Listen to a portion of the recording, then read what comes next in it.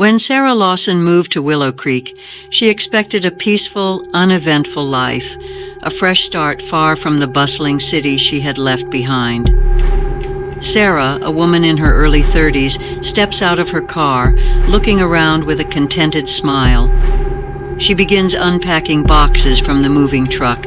She notices the house next door, a large, old, slightly ruined building with drawn curtains and overgrown shrubs. A figure briefly appears behind one of the curtains and quickly vanishes. She says to herself, "It's so quiet here, almost too quiet. I wonder who lives there." Over the next few days, Sarah settles into her new home. She notices that the neighbor, a middle-aged man named Mr. Grayson, rarely leaves his house and always seems to be watching her from behind the curtains. One evening, as Sarah is walking her dog, she sees Mr. Grayson standing at the edge of his property, staring at her intently. Sarah couldn't shake the feeling that something was off about Mr. Grayson. His presence was unsettling, and the way he watched her made her skin crawl. Days pass, and Sarah notices she hasn't seen Mr. Grayson in a while. His house remains eerily quiet with no lights on at night. Concerned, she decides to check on him. Sarah approaches his front door and knocks. No answer.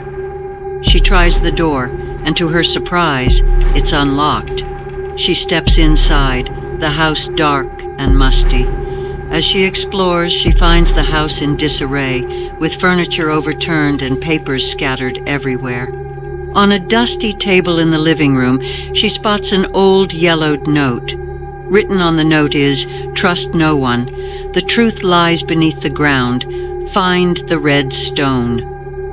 Suddenly, a loud creak echoes through the house. Sarah spins around, but no one is there. Panicked, she pockets the note and rushes out of the house. Back in her home, Sarah examines the note, trying to make sense of it. The phrase, "beneath the ground" and "red stone" plays over in her mind. She decides to investigate further, starting with the town's history. At the local library, Sarah discovers old newspaper clippings about a series of mysterious disappearances in Willow Creek, dating back several decades. Each incident is eerily similar. Someone vanishes without a trace, and no investigation ever finds them. Sarah asks the librarian, "Do you know anything about a red stone in this town?" The librarian hesitantly says, "The only red stone I know of is the one in the town square near the old well. But I'd be careful if I were you. That place has a history." Sarah thanks the librarian and heads to the town square, where she finds the well with a large red stone embedded in the ground next to it. She notices the ground around the stone looks disturbed, as if recently dug up. As Sarah examines the stone, she hears footsteps behind her. She turns to see several townspeople, including the librarian, standing there with cold expressions. The librarian gently whispers, "You should have left the well alone, Sarah.